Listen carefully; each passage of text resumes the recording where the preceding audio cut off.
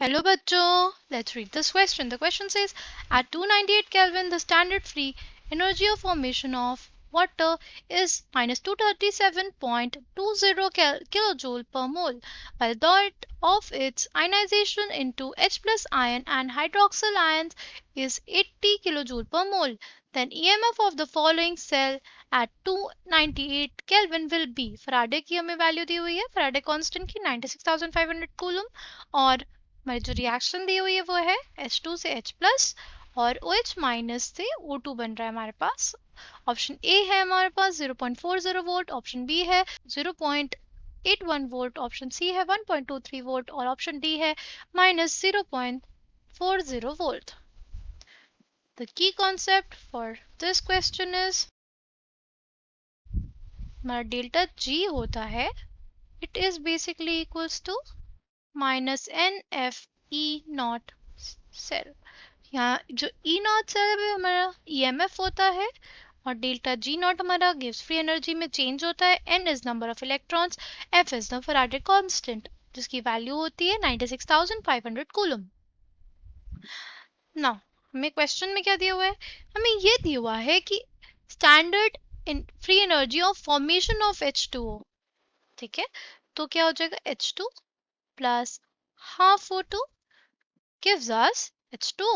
इसकी जो gives free energy है हमारे पास, स्टैंडर्ड गिव्स फ्री एनर्जी है जो हमारे पास माइनस 237.2 किलो जूल पर मोल, राइट। और हमारे पास H2O है, उसका अगर हम लोग आयनाइजेशन करें तो हमारे पास H plus plus OH minus आ जाता है और डेल्टा जी नॉट की जो वैल्यू आती है वो आती है 80 किलो जूल पर मोल, राइट। नाउ अगर हम लोग अपने जो रिएक्शन है उसको कंसिडर करें, अब जो हमारी रिएक्शन थी तो उसमें एनोड पे क्या होगा, एनोड पे हमारा कन्वर्जन होगा H2 का 2H प्लस में और हमारे पास आएंगे 2 इलेक्ट्रॉन्स, राइट। और जो कैथोड पे रिएक्शन होगी हमारे पास वो होगी H2O plus half O2 gives us 2OH minus, right. अब अगर इन दोनों को हम लोग ऐड कर दें तो हमारे पास क्या हो जाएगा, 2 इलेक्ट्रॉन से 2 इलेक्ट्रॉन कट जाएंगे, हमारे पास आ जाएगा H2O plus half O2 plus H2 2H plus plus 2OH minus, right. और जो हमारे पास जो पहले जो रिएक्शंस थी, राइट, डेल्टा जी जिनका हमको दिया हुआ था वो दोनों रिएक्शंस को भी अगर हम लोग देखें तो क्या थी, H2 plus half O2 gives us H2O and H2O gives H plus plus OH minus, right। हमारा जो डेल्टा G था फर्स्ट वाले के लिए वो माइनस 237.2 किलो जूल पर मोल था और जो दूसरी वाली रिएक्शन थी उसके लिए हमारे पास 80 किलो जूल पर मोल था। सिंस जो हमें इक्वेशन चाहिए उसमें 2H प्लस और 2H माइनस होना चाहिए, इस वजह से जो हमारी सेकंड वाली इक्वेशन है उसको हम लोग 2 से मल्टीप्लाई कर देंगे, ठीक है। 2 से मल्टीप्लाई कर देंगे इसमें भी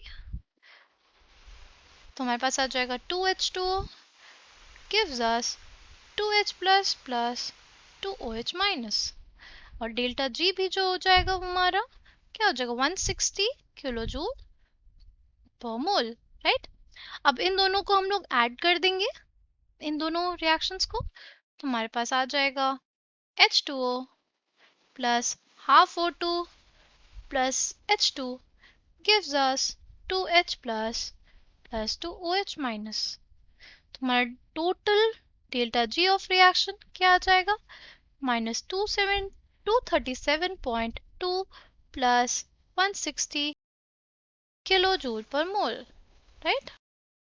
हमारे पास तो डेल्टा जी ऑफ रिएक्शन आएगा वो आएगा delta G of overall reaction जो हमारे पास आ जाएगा वो आ जाएगा माइनस 77.2 किलो जूल पर मोल, ठीक है, अब उस रिएक्शन का हमारे पास डेल्टा जी आ गया, तो हम लोग ये भी जानते हैं कि डेल्टा जी जो होता है किसी भी रिएक्शन का वो होता है minus N F E nought cell के बराबर, राइट। तो हमारे पास ये आ जाएगा -77.2 किलो जूल पर मोल, एंड एन है हमारा 2 -2 इंटू एफ है 96,500 कूलम पर मोल, और हमारा ई नॉट सेल हमें निकालना है। तो हम इसको सॉल्व करेंगे तो हमारे पास ई नॉट सेल की वैल्यू आ जाएगी 0.40 volt, right. Coming back to the question, the correct answer for this question will be option A. I hope you understood it well. Thank you and all the best.